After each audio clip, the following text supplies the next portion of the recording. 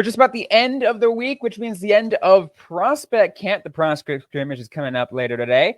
If you're going, who are some players they're going to take a look out for? We're going to talk about that on today's episode of Locked On Utah Hockey Club.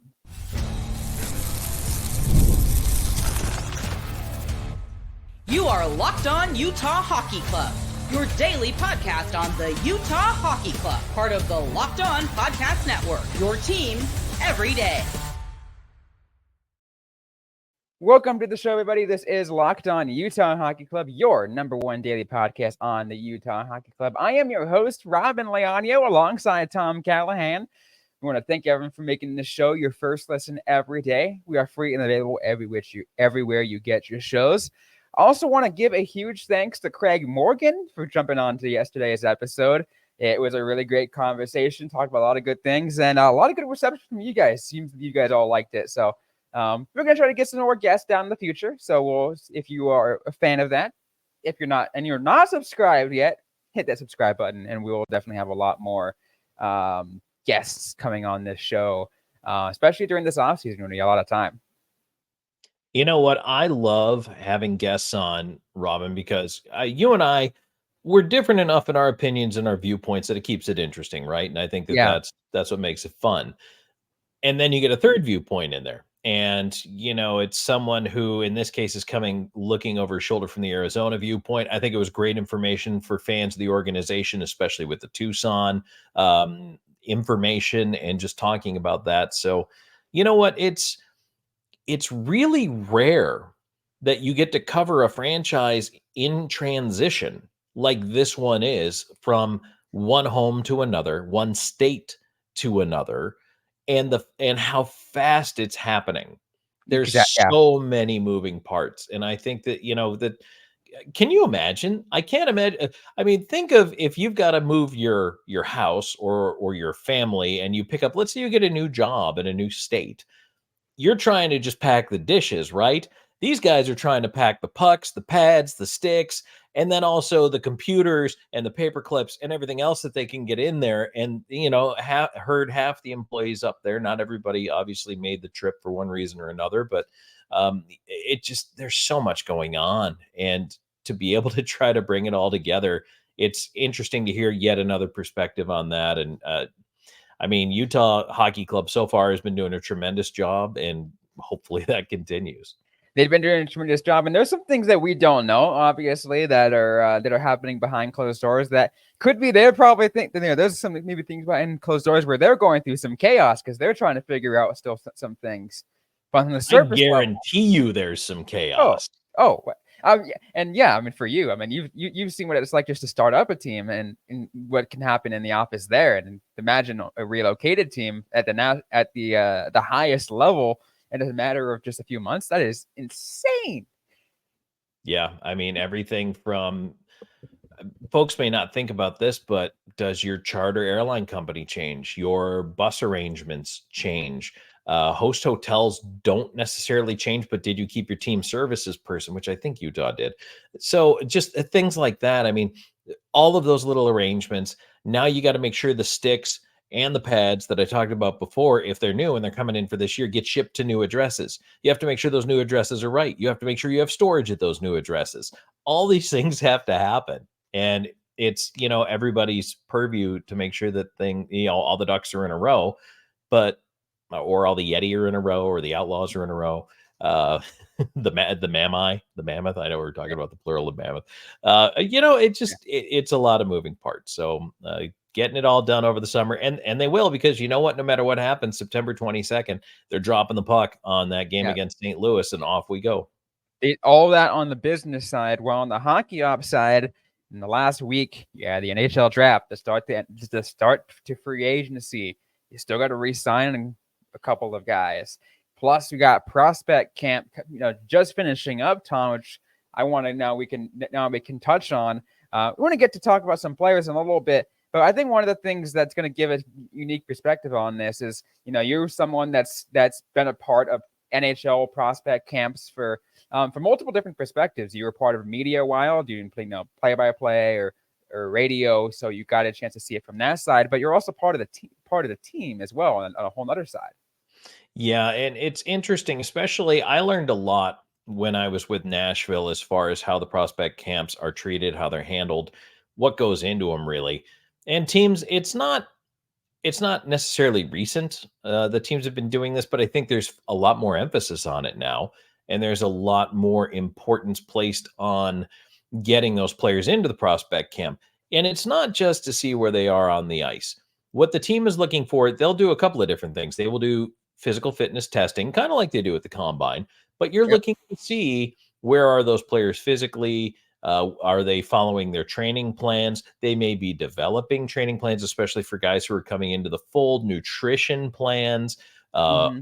off ice, workouts and activities, and making sure certain players who might have some injuries that they're rehabbing those correctly. So it's really a chance to bring these kids in. The other thing that's really important, you'll hear teams on their player development side, and the director of player development is a huge role for the young athlete entering an NHL system, because that player development director is usually a former NHLer, and they have a staff of people around them that also help these young men to develop their vision for how they're going to get to the NHL and that path they're going to take, no matter what it is. If they go back to junior, to college, come to training camp, whatever it is, that player development is really important to make sure that they are given a roadmap and the proper instruction manual to develop to the peak of their abilities. Yeah, and that's something that I feel like is a lot more of that behind doors things that people don't see. As someone that has got a chance to see one or two Arizona Coyotes development camps in the last couple years, they did it in a way where really it's only open to the public for day one, so you can kind of see the first day. It's literally just like the only part that's available is you just see the open ice, just like kind of shoot around or just a couple drills, and that's it.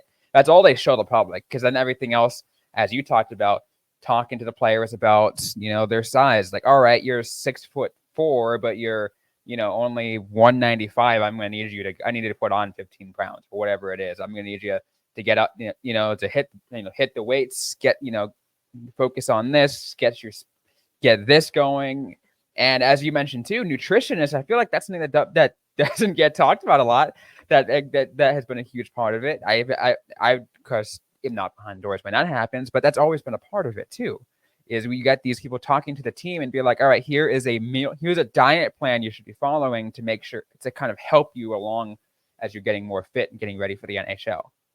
We are a long way from the days where, players had jobs in the off season, and, depending on what your job was, if you were working on the farm, in the Canadian prairie, you probably came into camp in better shape than the guy who sold cars over the summer.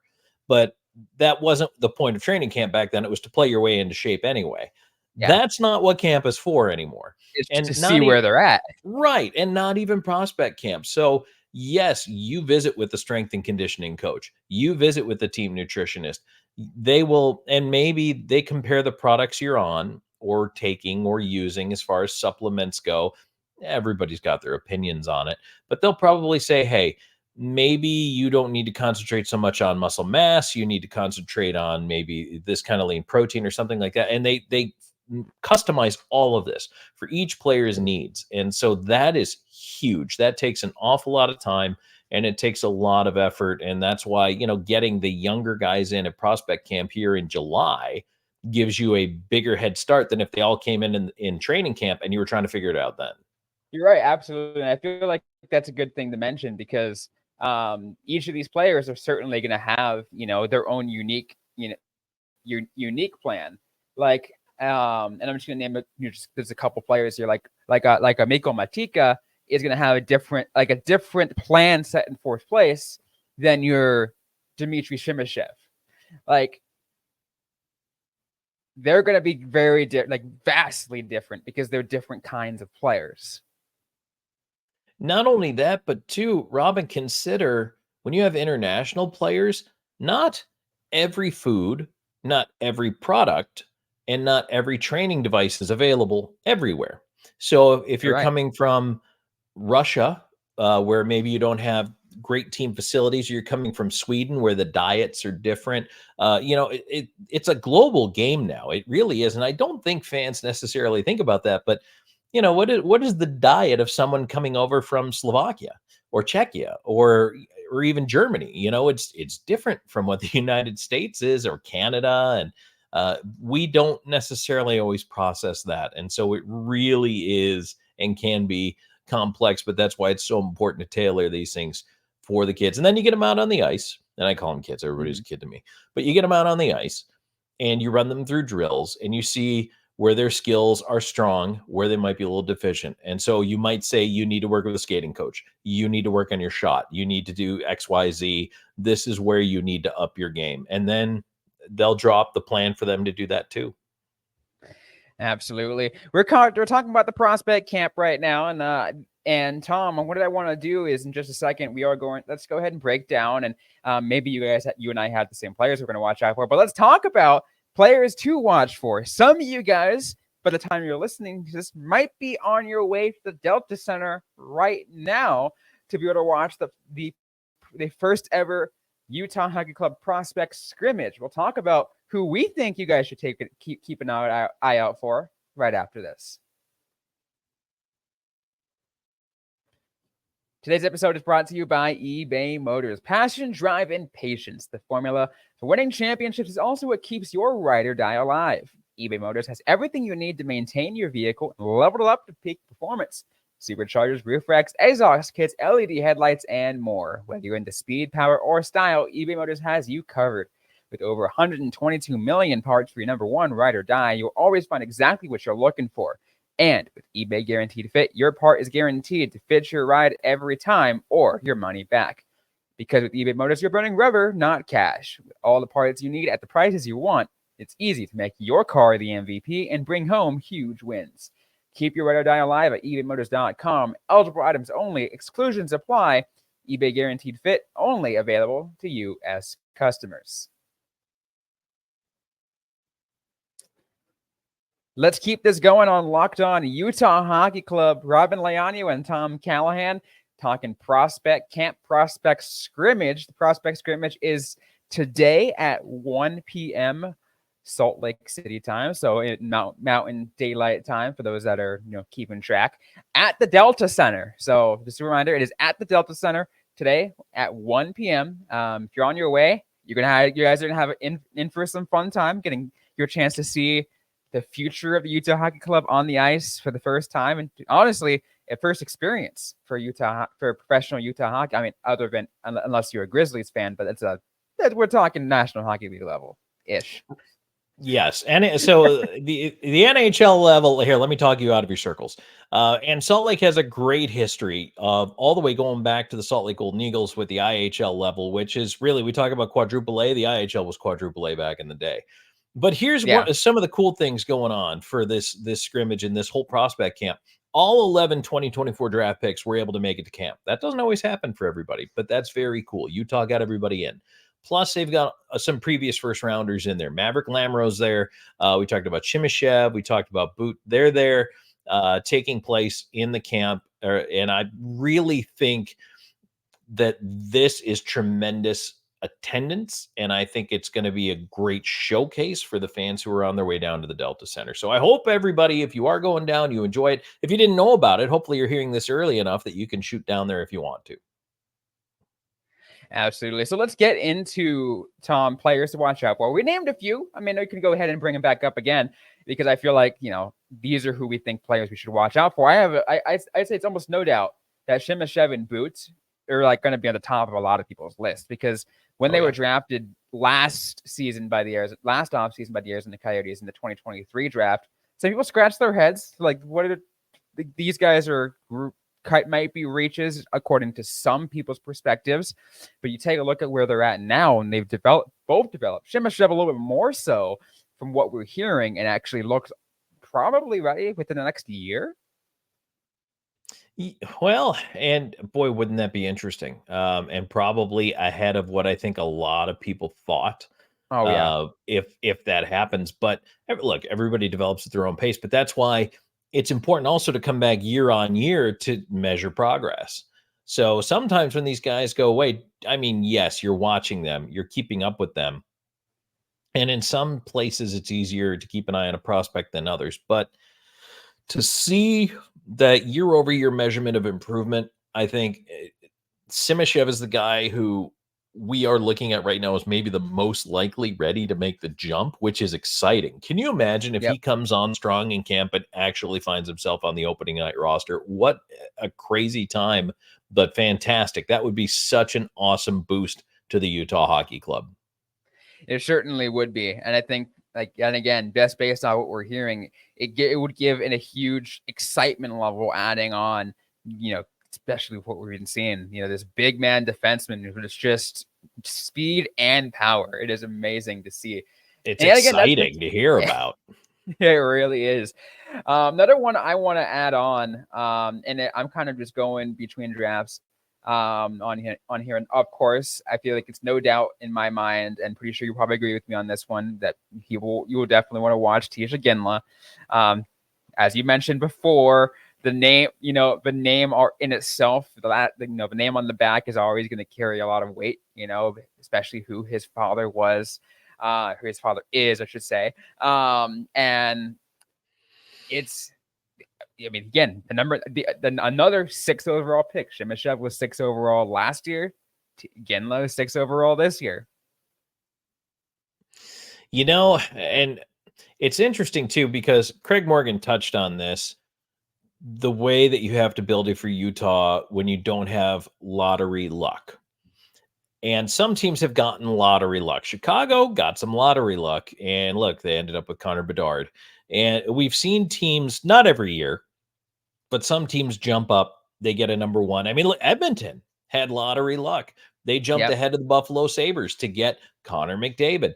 Sometimes you get that lottery luck, and if Utah ever got it to be able to move up and have a number one selection, that can be a franchise-changing player. But when you don't have that, you are building through, as we talk about drafting and free agency. I think Utah's done a nice job of minding its own store. There are a lot of teams that don't, and they go out and they mortgage it to try to win a cup. Sometimes they do, sometimes they don't. Right. And if that is the case, and you look and the cupboards are bare and you're out of your window, you're in for some serious misery. And I think that is one of the things that Utah has taken pains to avoid. Picking number 6 is nice because you're getting an NHL caliber player down the road. But to have a guy who jumps in right away, is Ginla maybe the first guy we're going to see in a little while from number 6 who jumps in, makes the team? Maybe. But if he doesn't, that pressure's not there on him to lead them to the promised land. And I feel like that's one of the most important things. And it goes with what we've been saying earlier. The everydayers already know what we've been talking about this. It's over seasoning these players, making sure that they develop how they should develop before they actually become full-fledged NHLers. Right. Absolutely. And I think that at this point, I mean, we're pretty much asking, I don't think we're asking a lot of the prospects, but we're asking them to, develop at their own pace, but develop, because I think there is a plan to depend on them. So if you flame out or miss on some of your draft picks, and this is where the pressure goes on your scouts, then you do put yourself behind, because this is how you have to build. So you really have to connect, especially on your first rounders. This year with 2 first rounders, you really want to connect on both those picks, especially your number 6 pick. I don't think they're going to miss with a Ginla, but you have to connect with those. You have to hit. Certainly. Is there anyone out of the few that I mentioned, outside of those, that you're going to say these people should look out for? I still got a couple more, but I want to hear from you. Well, I can't let it go without talking about at least one goalie. Of course. So Michael Rabel is the guy that I'm looking at, and he's just 19 right now, but he's 6'6", huge.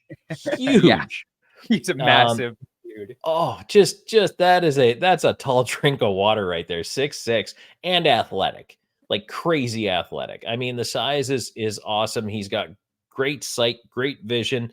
You know what? And he's just like, he does very well, takes away the bottom part of the net. And I think with a lot of goalies, we talk about their lateral movement as being important, which, believe me, it is. But he's so big, he doesn't have to expend as much effort as a 6'1" guy to get left to right, post to post, because he kind of just puts his pads out and he's there. But he seals up well. He takes away the net, especially low.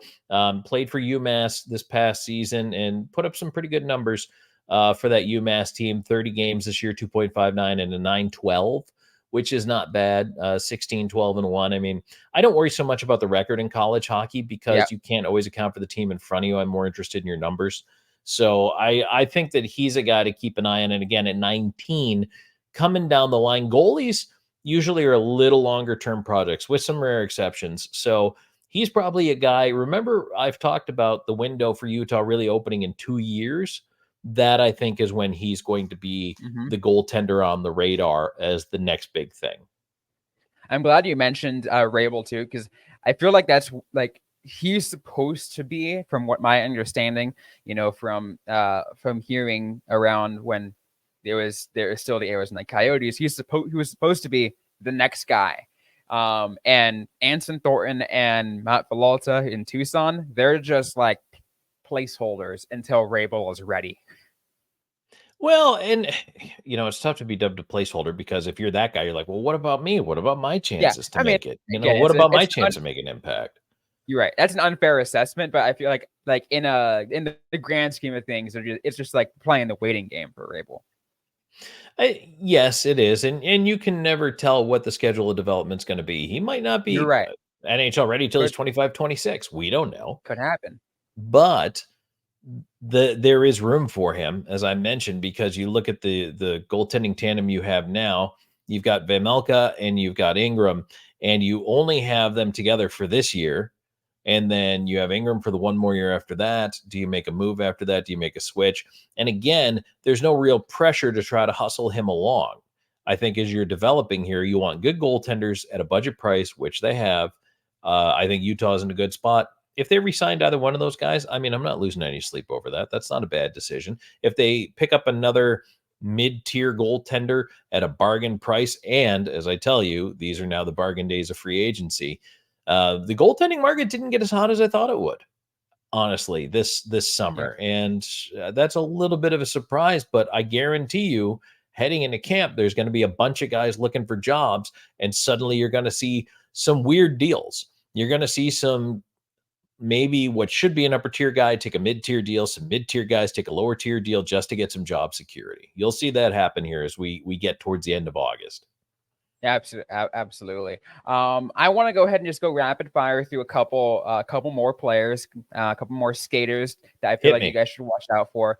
So you got Maverick Lamoureux, the last remaining that's still on the on reserve from the 2022 first round. As we know, Cooley's already on the team. Geeky's gone. Lamoureux's what's left. You got Sam Lipkin coming straight off of a NCAA national championship. Miko Matika, also national championship. Different teams. I mean, again, it was like, I think Lipkin was runner-up, if I'm not mistaken, and Matika was the actual champion. And I'm missing one player. Artem Duda, because I feel like another similar big man defenseman that's been waiting for about an extra year or two longer than Chimishev has. So those are the guys I want to put on that rapid fire. Well, we talk about Chimishev, but let's talk about another giant defenseman, Maverick Lamoureux. I mean, he's 6'7", 214, right shot, which is always valuable. And a guy who's worn the A for Team Canada in international competition. I don't think you can put enough of an emphasis on when you get to lead a U20 junior team like that, how important they see you as a player. So that is a big time experience right there. And he put up a couple of points in his 5 games. Plus, I think leading his major junior team to a QMJHL championship, I'm pretty sure, or at least pretty deep into the championship at the very least. Yeah, that was 22-23 with Drummondville, and that was a good run there for them as well. I mean, it's, what's nice is, so that year, by the way, or last year, he was a second-team All-Star in the Q and was the U20 World Junior Championship top 3 player on his team. So again, development curve trending upward. This is a guy, he's 20 now, so probably doesn't make the team, ends up in Tucson. I think he could be in line to get some games this year, depending on how his development You get a cup continues of to coffee. go. Yeah, absolutely. He's going to get a long look to see what he's also capable of, because, you know, the excitement level is going to be there for him. It certainly will be. I'm excited. Honestly, I'm really excited to see Lamoureux. And again, the first time I saw him on the ice, like similar reaction I had to when I first saw Rabel on the ice. I look kind of like, it's like, oh, he's big. They're not getting any smaller. They absolutely are not getting any smaller. I mean, it also like too,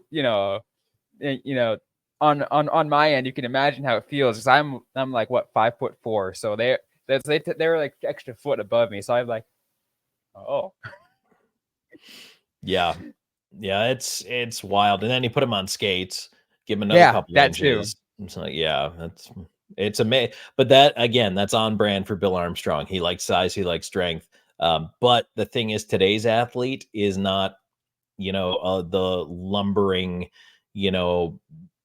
passenger ship of yesterday. They are quick, they're athletic, they can move, they can make plays.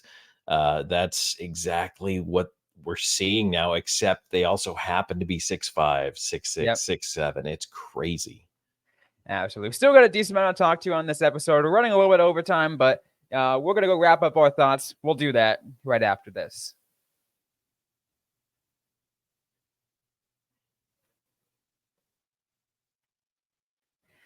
All right, one of the things we want to get to, let's kind of move on a little bit from prospect camp talk. Hope you guys are maybe got your list of players now that you want to watch out for. If you guys have any other players that you think that you have questions about, let us know. Maybe we could do our best to answer. Or who did you like in camp? We'd love to hear your thoughts. Oh, I really like so-and-so. Well, who do you like? Tell us. Absolutely love to hear. Absolutely. Let us know. One of the things I want to talk about, though, Tom, really quick, and it's something that you brought up. I thought it was a really funny little bit. We talked about the schedule release for Utah and how we thought it went. Every team did a schedule release video, right? They got their own unique schedule release video. And from what it seems like, there's a huge chunk of teams who used it as an opportunity to poke the little poking at over at Utah to start things off. They did, and I think it's kind of funny, because it's like the big brother's poking at the little brother. But here's the thing: is that the first point I want to make is nobody did this when they were the Arizona Coyotes. No. So I think other clubs are now taking notice of them, but in a way it does. And it's kind of fun because also, the work I do, I've had the chance to manage several social media teams and some very talented people over the years. And one of the things that I always enjoy and encourage is to start a little bit of friendly beef with other teams, because it gives you content. And it gives you like a little bit of nudge, nudge, wink, wink. And it's fun, right? It's fun for the fans. The fans get on board. They have their own takes.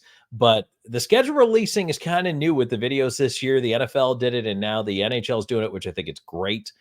But they're starting to notice Utah's there. And you know what? I like that. That to me is a bit of a sign of respect for this hockey club.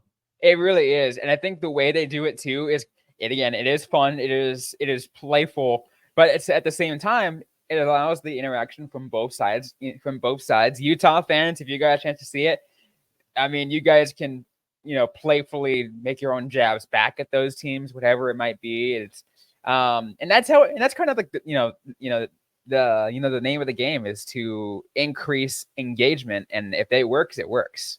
Yeah, absolutely. And looking at the teams that did it. So Carolina, Stormy the Pig was nice enough to send a card to Utah about their new home, but kept crossing out who it was being addressed to.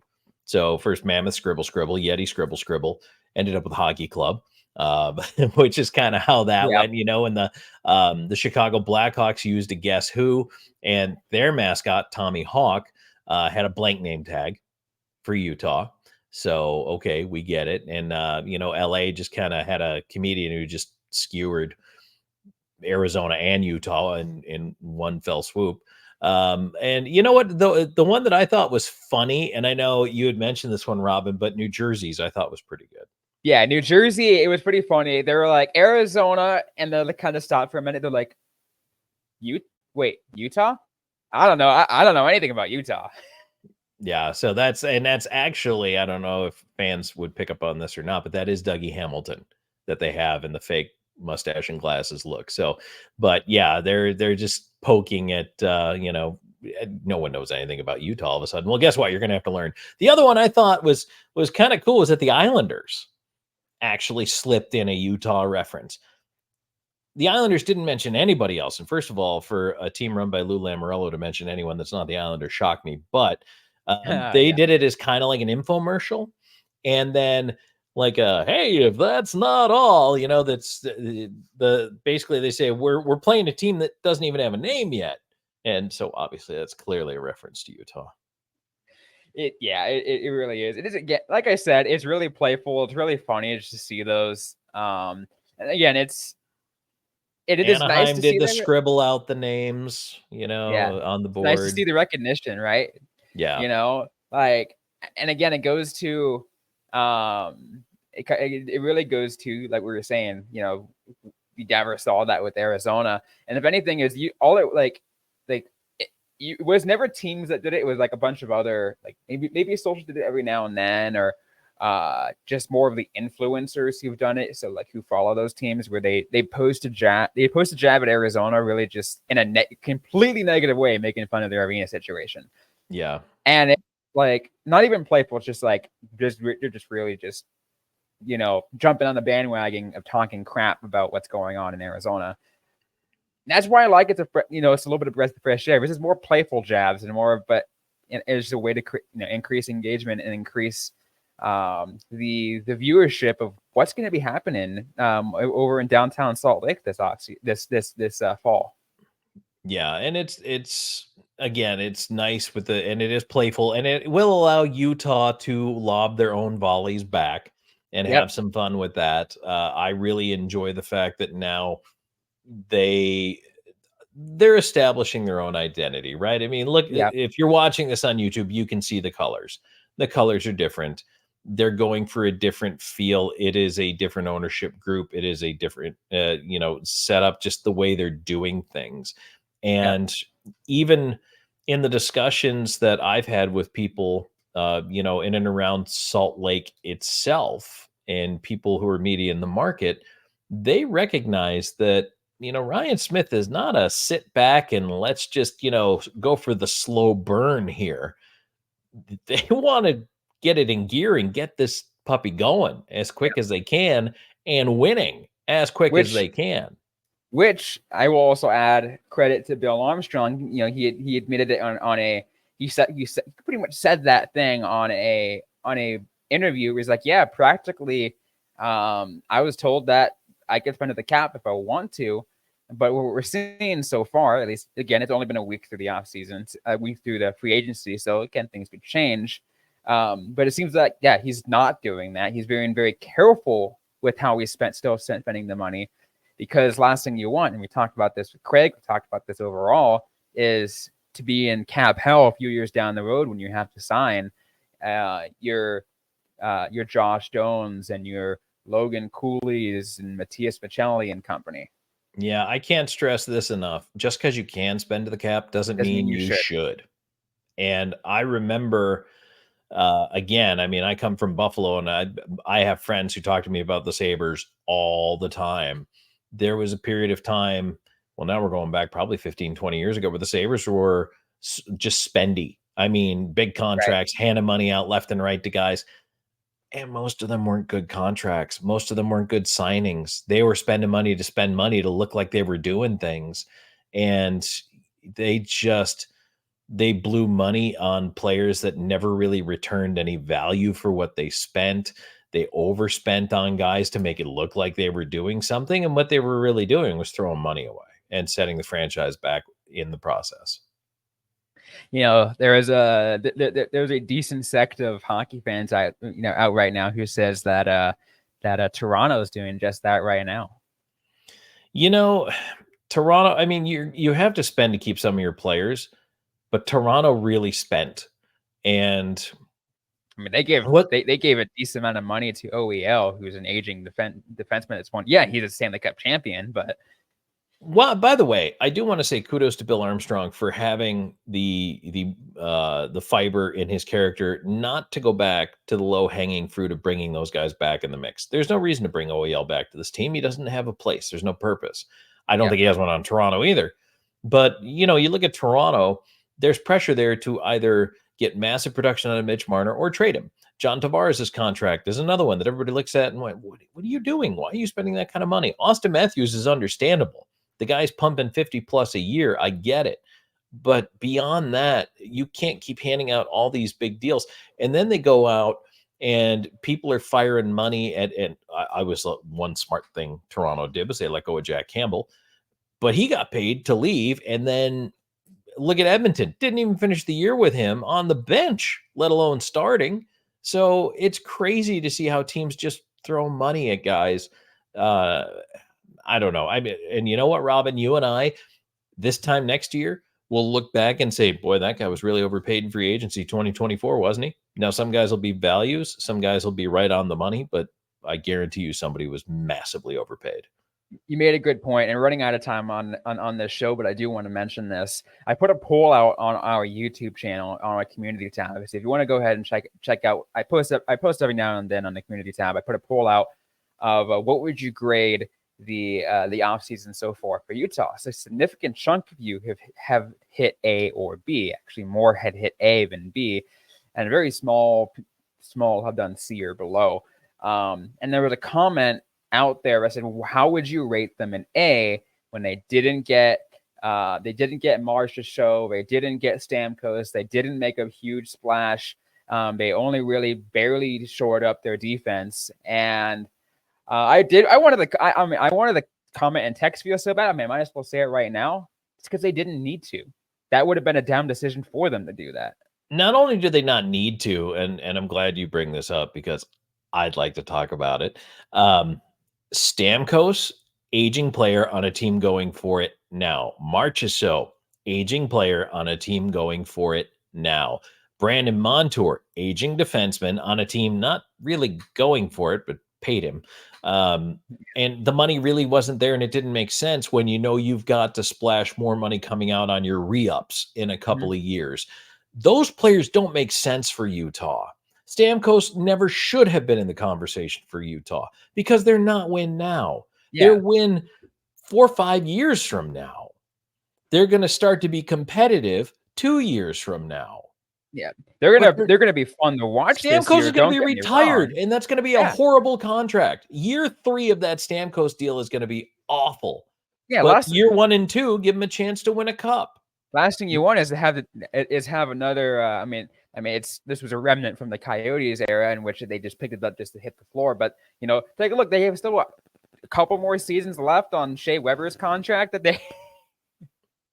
Yeah, I mean, look at the teams. I really hate bringing up Rick DiPietro because I think he's a good dude, but man, his contract was like the hockey example, right? I mean, he was basically paid for 500 years on a horrible contract that had to be bought out, but he's not the only one. And you mentioned Weber is another one. And how many of those dead money contracts have to go somewhere? Guys, look, it's not always their fault, right? I mean, I'm sure Shea Weber would much rather still be playing and not be injured. But that's not the way it went. And it turned out to be an albatross of a contract. Utah did not hand out any that are going to turn into that. So I'm fine with that. Absolutely. Any final thoughts before we close things up? Because we're running out of time at this point.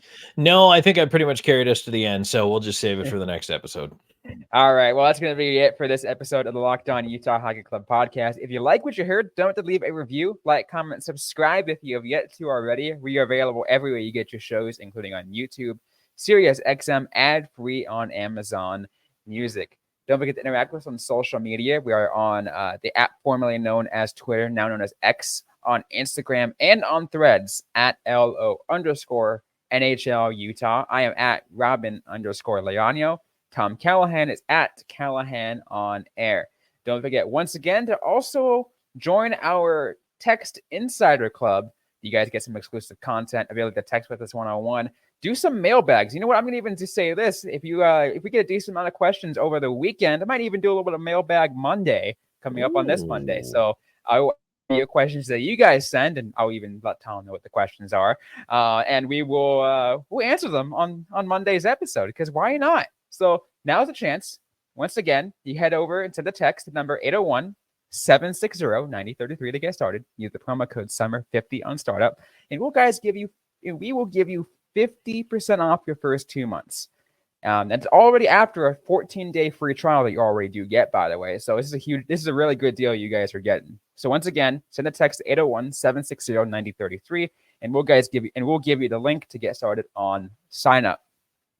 Once again, thanks everyone for listening to this episode. We'll see you guys next time.